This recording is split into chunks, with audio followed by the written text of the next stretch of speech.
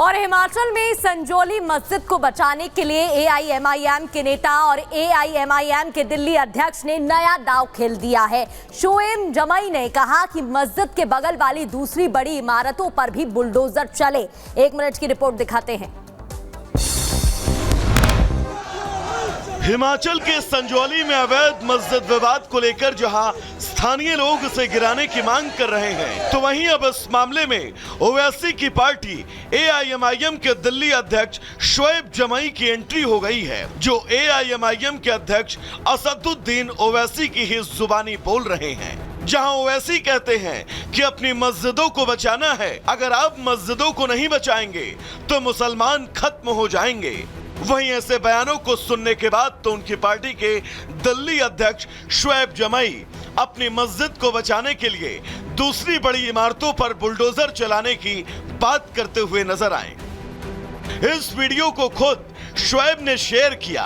AIMIM Delhi के शोएब ने शिमला पहुंचकर संजौली मस्जिद का दौरा किया और उस समय ही उन्होंने आसपास की इमारतों पर एक्शन की बात कही। Bureau report, Republic Bharat. वक्फ प्रॉपर्टी जो है वो एक प्राइवेट प्रॉपर्टी है। बीजेपी इसको ऐसा बता रही है कि ये गवर्नमेंट प्रॉपर्टी है। वक्फ सुधार क्यों तकरार, ये बड़ा सवाल है। आपको बता दें, एआईएमआईएम अध्यक्ष असदुद्दीन ओवैसी ने तमाम लोगों को, एक तबके को वक्फ कानून के तहत लोगों को गुमराह करने का प्रयास किया है और सीधे तौर पर ये दलील दे रहे हैं कि सरकार वक्फ कानून के तहत मस्जिदों को छीनना चाहती है। आखिर लोगों को क्यों बरगला रहे हैं, क्यों गलत जानकारी दे रहे हैं, क्या है खबर, देखिए। देखेंगे, सबसे पहली बात तो ये एक झूठा प्रोपेगेंडा बीजेपी आरएसएस ये कर रही है पूरे देश में कि वक्फ प्रॉपर्टी जो है वो एक प्राइवेट प्रॉपर्टी है। बीजेपी इसको ऐसा बता रही है कि ये गवर्नमेंट प्रॉपर्टी है, तो ये एक प्राइवेट प्रॉपर्टी है, नंबर 1। दूसरा, एक झूठा प्रोपेगेंडा बीजेपी आरएसएस और उनके अलाइज की तरफ से किया जा रहा है कि वक्फ बोर्ड के पास देश में 9,40,000 एकड़ जमीन है। ये एक अफवाह फैलाई जा रही है। 9,40,000 है कितने 32 स्टेट वक्फ बोर्ड में। अगर आप तमिलनाडु, आंध्रा, तेलंगाना और ओडिशा के 13 हिंदू एंडोमेंट बोर्ड की प्रॉपर्टीज को ले लिए तो यहीं पर 10 लाख एकड़ जमीन हो जाती है।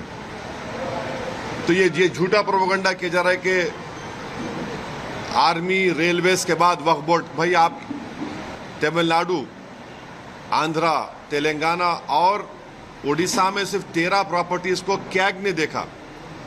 इन चारों को आप मिला लीजिए, 10 लाख एकड़ हो जाती है। पांचवी बात यह है कि ये जैसा हिंदू धर्म में प्रॉपर्टीज दान दी जाती है, वैसा ही मुस्लिम धर्म में ये दान दी गई प्रॉपर्टी है। अब उसमें गवर्नमेंट इंटरफेरेंस क्यों हो रहा है? ये आर्टिकल 26 का वायलेशन है। और वक्फ बिल मामले में लोगों को गुमराह करने पर केंद्रीय अल्पसंख्यक मंत्री किरण रिजिजू ने भी जवाब दिया। क्या कुछ कहा, सुनिए। वक्फ अमेंडमेंट बिल तो आप लोग को पता है पेश किया है, अब जॉइंट पार्लियामेंट्री कमेटी के पास गए हैं और हम चाहते हैं कि ये विंटर सेशन आते आते जॉइंट पार्लियामेंट्री कमेटी अपना काम पूरा करे। और जॉइंट पार्लियामेंट्री कमेटी के बारे में मुझे जो खबर मिला है बहुत ही पॉजिटिव है। 1 करोड़ से भी ज़्यादा रिप्रेजेंटेशंस ऑलरेडी जेपीसी के पास आ चुके हैं और जेपीसी बहुत ही व्यापक रूप से सबका सुनवाई कर रहे हैं।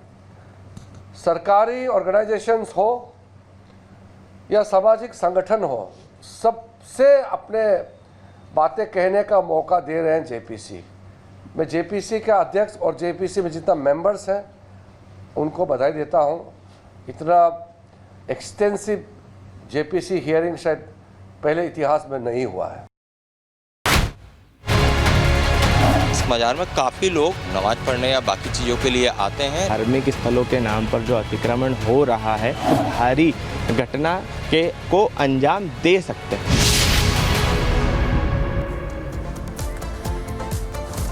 और चलिए अब अगली खबर आपको बताते हैं भोपाल से, जहां पर गांधी मेडिकल कॉलेज के जूनियर डॉक्टर्स का कहना है कि वो खुद को असुरक्षित महसूस कर रहे हैं, क्योंकि तमाम ऐसे लोग हैं जो उनके कैंपस में घुस आते हैं धार्मिक स्थलों के नाम पर और ऐसे में उनको परेशान करते हैं।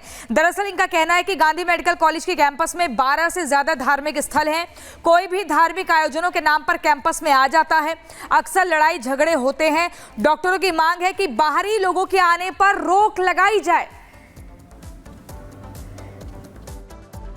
प्रकार से धार्मिक और आर्थिक अतिक्रमण गांधी मेडिकल कॉलेज परिसर और हमीदिया अस्पताल परिसर के साथ साथ टीबी अस्पताल परिसर में जो चल रहा है, उसके कारण लगातार बाहरी लोगों का आना जाना, बाहरी लोगों के आने से जो माहौल बदल रहा है, जहाँ पर जो भय और एक माहौल परिवर्तन, ये ऑरा को जो गड़बड़ करने की लोगों की साजिश चल रही है, उसके कारण हमारे डॉक्टर्स, हमारे विद्यार्थी, हमारे कर्मचारी सभी लोग परेशान हैं। क्योंकि जिस प्रकार से लोग भीड़ में आते हैं यहाँ पर अपनी जो उनकी गतिविधियाँ हैं, जिस प्रकार से अनैतिक गतिविधियाँ करते हैं, नशाखोरी, छेड़खानी, चोरी की वारदातें, मारपीट की वारदातें हो चुकी, उसके कारण एक डर और एक भय का माहौल हम सबके बीच में बनता जा रहा है। तो शासन प्रशासन को हमने लेटर के माध्यम से लिखित रूप से सूचना दी है कि सर यहाँ पर लगातार इस प्रकार से घुसपैठ होती जा रही है। कलकत्ता में घटना देखी, आरजीकर मेडिकल कॉलेज में जिस प्रकार से पूरा भयावह घटना और दुर्घटना घटी हमारी एक महिला चिकित्सक के साथ में,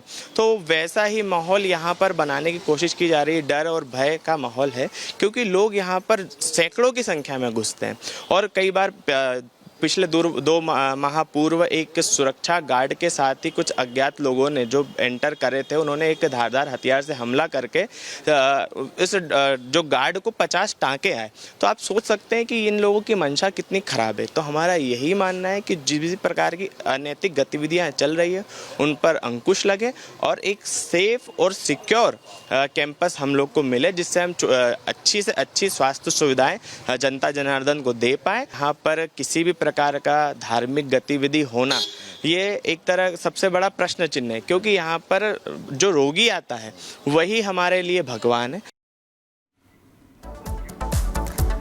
और इस शिकायत के बाद आर भारत की टीम गांधी मेडिकल अस्पताल पहुंची, जहां पर पहुंचकर जायजा लिया और देखा गया कि वहां पर कई मंदिर, मस्जिद और मज़ारें मिली हैं। साथ ही कई निर्माण तो ऐसे हैं जो पिछले साल ही हुए हैं या फिर चल रहे हैं। जिस जगह पर हूँ ये दरगाह शरीफ की मज़ार है। यहाँ पर ये देखिए, इस मज़ार में काफ़ी लोग अपनी श्रद्धा से नमाज पढ़ने या बाकी चीज़ों के लिए आते हैं। लेकिन जो कॉलेज के स्टूडेंट्स का कहना है, यहाँ से भी मैं चाहूँगा कि हमारे विजय दिखाएं, ये जो उनका कहना है कि जो पहले से मज़ार और मस्जिद हैं उससे जो जूडा को कोई दिक्कत नहीं है, लेकिन इसकी आड़ में जिस तरह से अतिक्रमण बढ़ रहा है और इन मज़ारों में और मस्जिद में जो बाहर से लोग आते हैं उससे उनकी सुरक्षा को लेकर सवाल खड़े होते हैं। क्योंकि कोलकाता में हाल ही में जो घटना हुई उसके बाद जिस तरह से जो मंदिर मस्जिद यहाँ पर बने हैं, इनमें बाहर के लोग आते हैं और दरगाह में आते हैं, इससे कहीं ना कहीं जो स्टूडेंट यहाँ हैं उनकी सुरक्षा खतरे में पड़ सकती है। फिलहाल मैं आपको जो दलीलें दी हैं जूडा ने उनके साक्ष्य आपको दिखाता हूँ।